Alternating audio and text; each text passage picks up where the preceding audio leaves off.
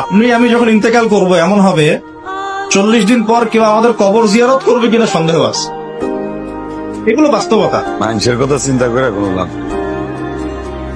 মানুষ না মরলে কেউ কারো ভালো করে না।